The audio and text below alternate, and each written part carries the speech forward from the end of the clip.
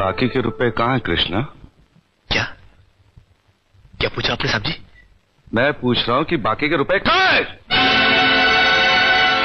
ये आप पूछ रहे हैं साहब जी अपने कृष्णा से? देखो कृष्णा, गलती हर इंसान से होती है। तुम मुझे सही सही बता दो कि गहने तुमने कहाँ बेचे, मैं तुम्हें कुछ नहीं कहूंगा।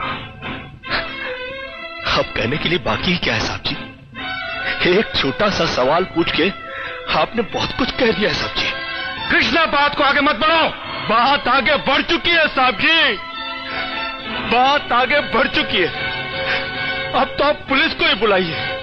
वो जब हमें कुत्ते की तरह मार मार के हमसे पूछेगी ना, अब तो हम तभी बताएंगे कि हम मैंने कहाँ बेच कर आए साहब जी।